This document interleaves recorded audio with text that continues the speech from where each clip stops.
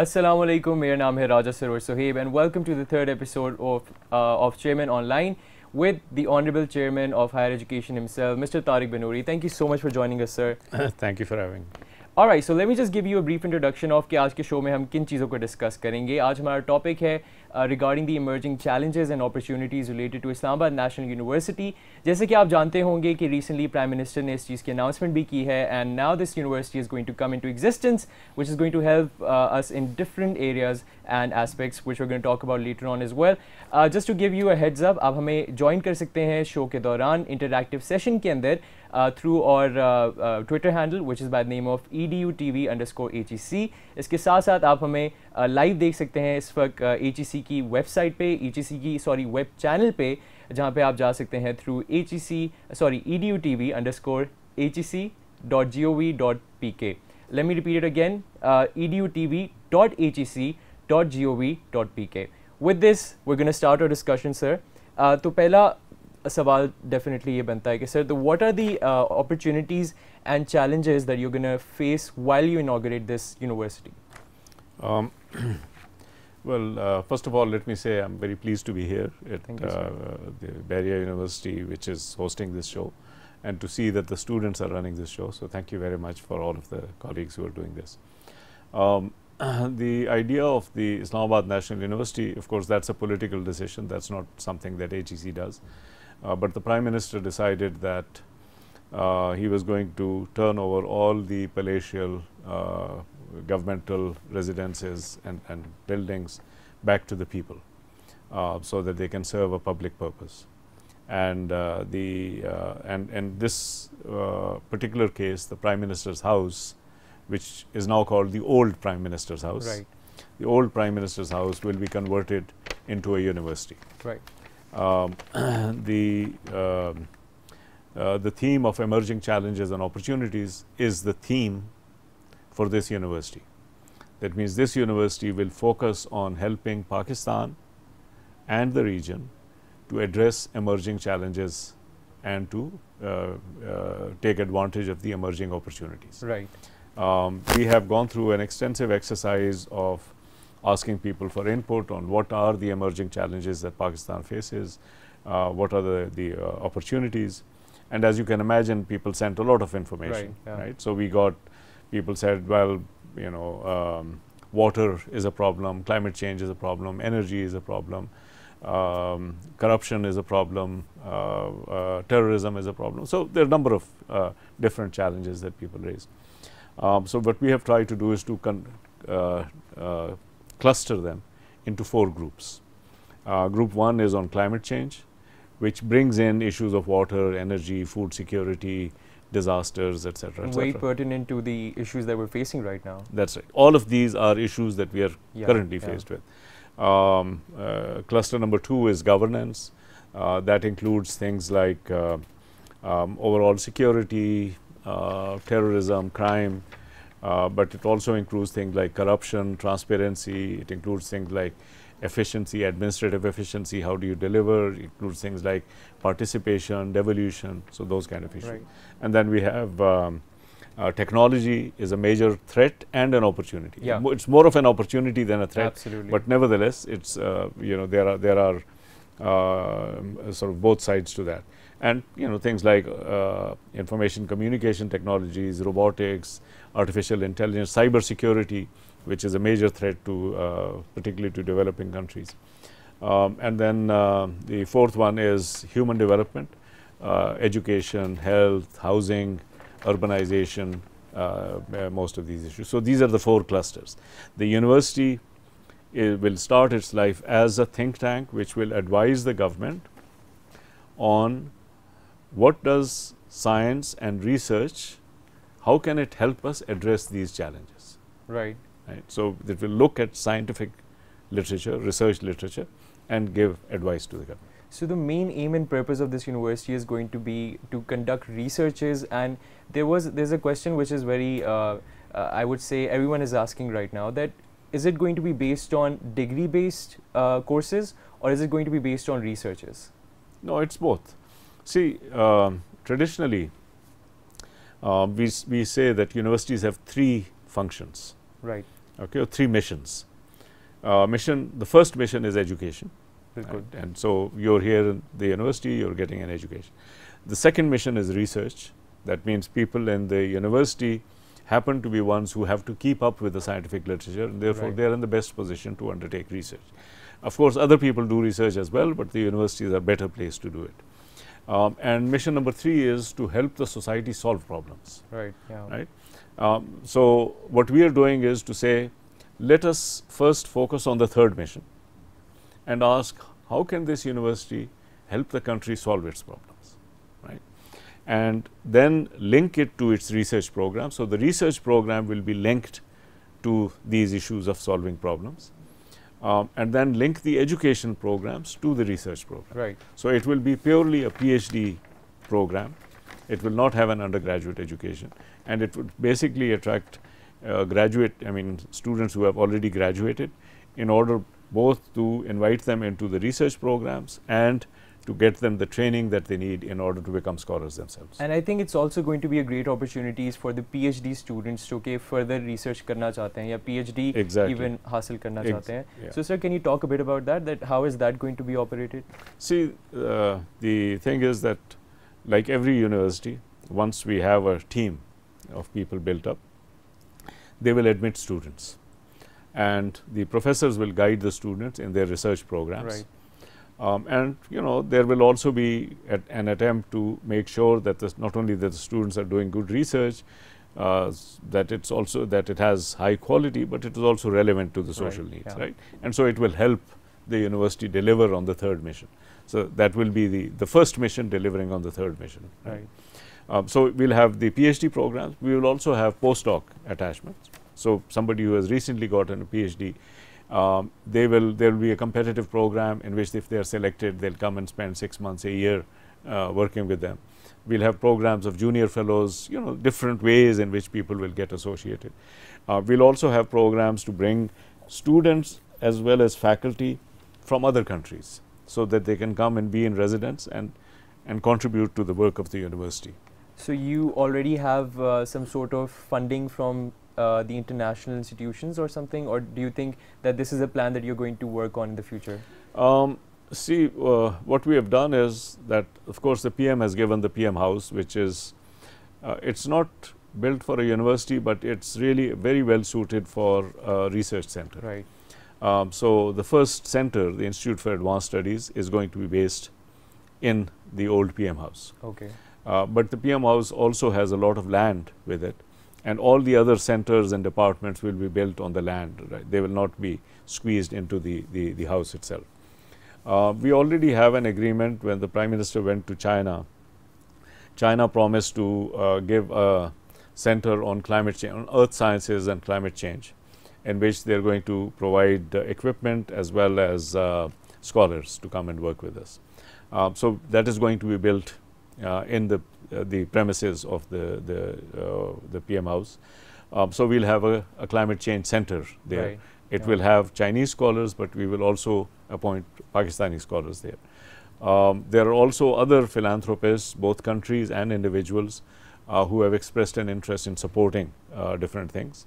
One philanthropist whom we are talking to very seriously is considering setting up a kind of an incubation center. All right. To help people come up with grand ideas which can be funded. So he's going to fund that center, and so we are working very closely with him to operationalize that vision as well. That's a wonderful initiative, and on that I'm going to take a question from one of our viewers right now. So we got a question before coming to the show, that Sajid Shafiq is asking, how important is the need of inclusiveness in our universities across Pakistan? I think you would feel that too, that sometimes we lack it in our education institutions, and if we don't, then how do you see the overall situation right now? What do you mean when you use the word inclusiveness? I probably think the person means that he's talking about people from different ethnicities, caste, religion, to be a part of different programs. Is there going to be a special quota for them, or generally jo intake hoga unka, how is that going to be based? Yeah, I mean, our view is that this would of course be open to everybody, and if there are areas that we feel need particular attention, then we will pay special attention to them and try to attract them to the institute. But overall, you see, overall, and this is certainly my vision for higher education, what I want to make sure is that any child who wants an education should be able to get it, regardless of their income level or regardless of which region of the country they come from, regardless of their gender, regardless of any other, or their religion or any other characteristic. And one, of course, the thing is we now have a network of universities and we are trying to offer these services. The second thing is that the government has funded a scholarship program, and we are trying to make sure that the scholarship program funds students with economic needs more than, you know, on other things, that that basically no child will be left behind.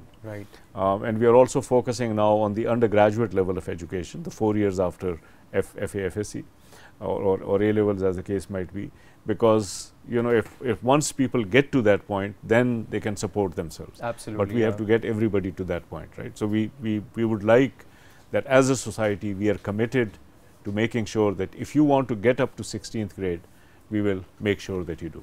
And I think that's wonderful, because a lot of times people in our country cannot get the kind of education that they're looking for because of these constraints, and it's a great step from your side. There's another question which is, I guess, should have been the main question, ki university functional kab hogi, and this question is by Imran Ashraf. Gee, we are trying hard. You see, taking you know, sort of building a university takes a lot of time. And I think on this one, I do want to address all my colleagues who are engaged in thinking about setting up universities. These things take time. If you try to circuit that time, you compromise on quality, and we don't want to compromise on quality. What we want to do is that things that can be done at a high quality immediately, we will start doing them immediately. So in this case, the PM House University, of course, the premises have to be handed to us, I mean to the project. Right now the project is handled by us, but once the people are appointed, they will handle the project. But so the premises have to be handled by us. The day they get handled to us, within a week we will start operations. All right, so you see that coming through in the near future? Hopefully within a month. I've written to the government saying, please hand it to us by the 1st of January. If they hand it to us by the 1st of January, of course, they also have to do a number of infrastructural things, so you know, it might slip a little bit. But whenever they hand it to us, within a week, we will start operations. So that's a great news for everyone who has been waiting for this. Sir, I do want to ask you कि जिस तरह आपने पहले भी बात की है about this institution, Islamabad National University, आप किस तरीके से समझते हैं कि distinctive होगी in its operation, in its function, in its structure from the rest of the universities, और किस तरीके से आप इसको example बना सकते हैं for other universities in Pakistan? There are 2 or 3 things that we are doing which are quite unique. Well, first of all, before I get into that, the thing I want to say is that quality itself is a criterion which you see it when it happens.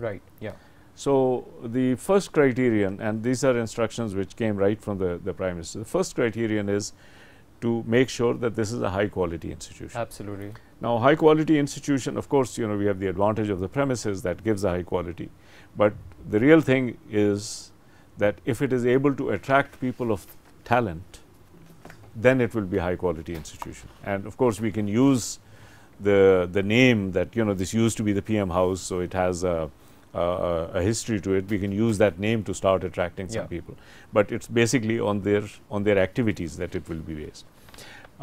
So you can see that already the quality issue is coming up, and that's going to help. The second thing is that what we have tried to do is to link it very closely to the challenges that confront Pakistan.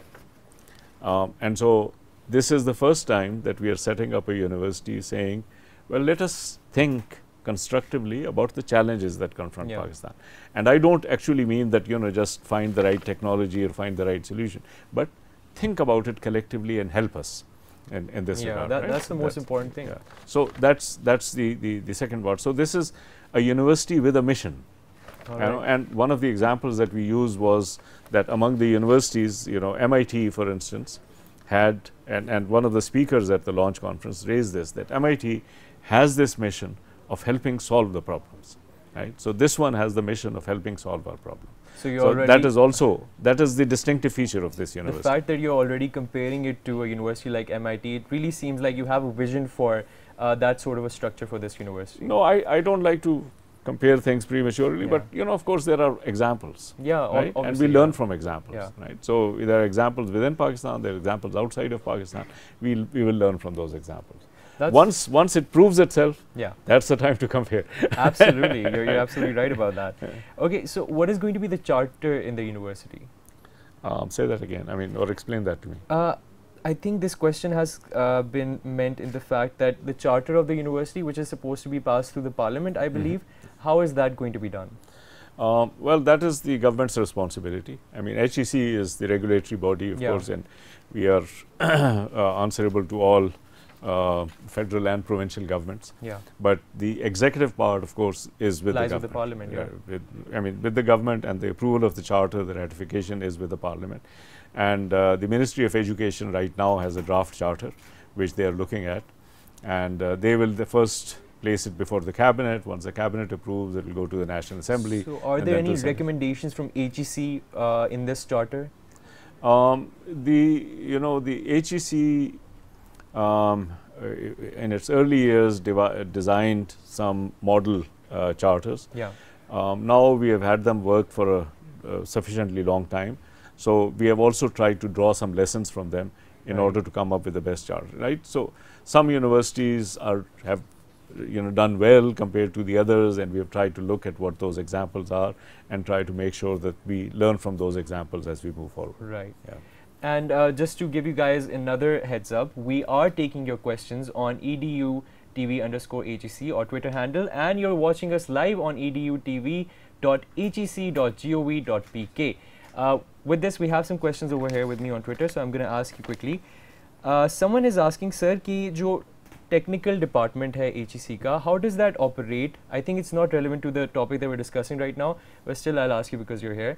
How does that operate in terms of taking the queries from the general public, especially for someone who has come from abroad and they are trying to verify their degree or trying to get an equivalence for their degree? Yeah, equivalence, you see the problem of equivalence of degrees, now we are actually moving off topic, that is not done by the HEC? Well, it's done by the HEC as a kind of a service. The real issue is that there are two issues. One is that the employers or the people who admit students, they want to know that this degree is genuine. Right, absolutely. We cannot certify that. The university has to write to us and say, yes, indeed, this is genuine. We had a case recently, somebody had applied for a very senior position in a university, and they claimed to have a degree from one of our friendly countries. We sent back that query, and they wrote back and said, this is completely fake. This person, they said he attended a course here for a short period, but did not get this degree, does not have a PhD, it's fake, and so on. But they have to certify it, and that is now taking time. What we have to do is to say that this international degree is equal to this Pakistani degree. Now that doesn't take any time at all, we know that. But when somebody comes to us, so far what we are trying to do is to do both things. Do the equivalence and then say certified. I am now talking to my colleagues and say, well, why don't we actually stop doing the certification and let the student handle it herself or himself directly with their parent university, and we just issue the equivalent certificate, which really should not take more than 1 minute. But right now we are doing both the equivalence and the certification, and the certification we have to wait until that university answers us, and that can take up to 2 weeks. Okay, so that's the answer for Bassam, who has tweeted us from Islamabad. We have another question. This question is from Gulgatai Nadeem, and he is saying, does INU offers any degree in media? I think it's also something that I would like to ask. It's too early to tell. you see, everything is in sequence. Right. So first we are setting up this think tank. So we will hire some senior people. The government will hire some senior people. HEC will not do it, which means that they are established faculty, professors, etc.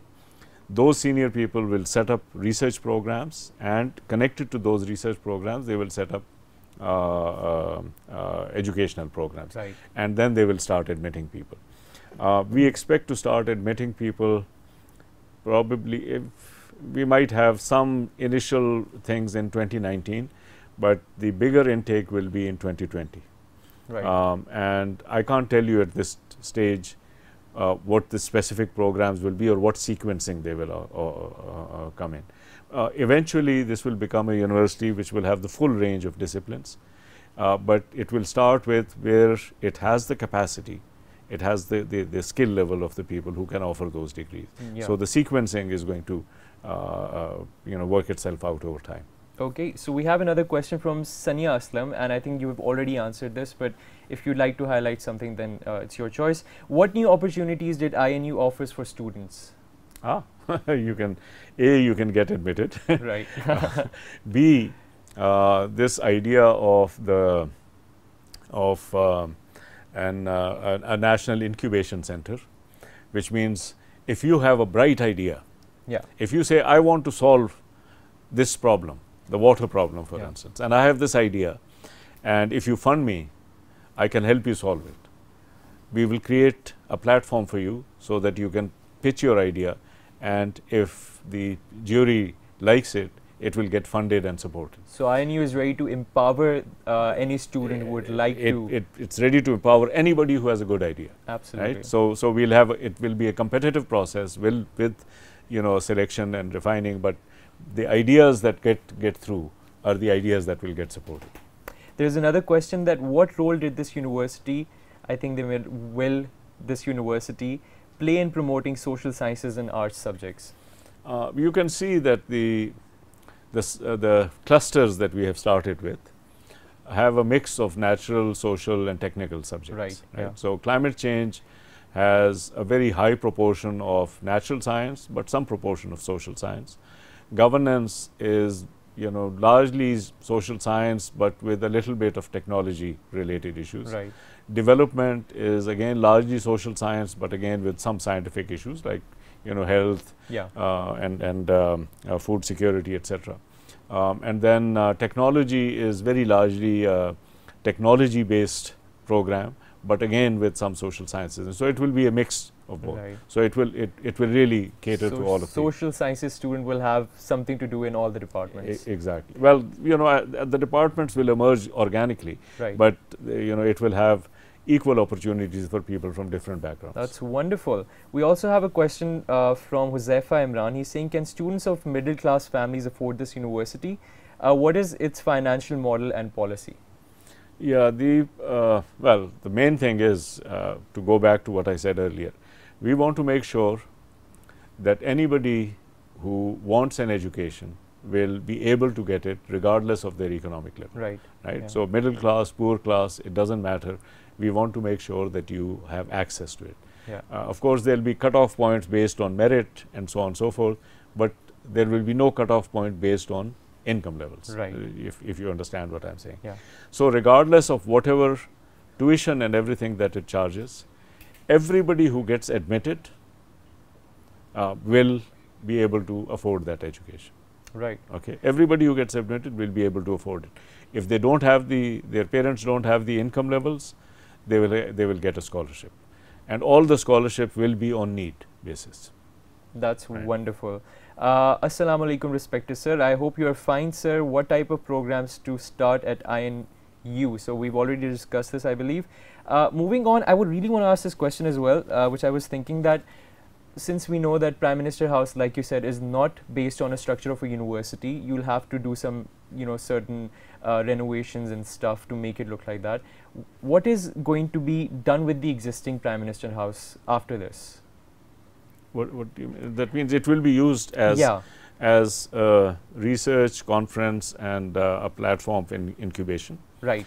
So it will have that dimension to it. The thing is that you see, there are lots of examples from around the world of old mansions, palaces, which were converted into educational or research institutions.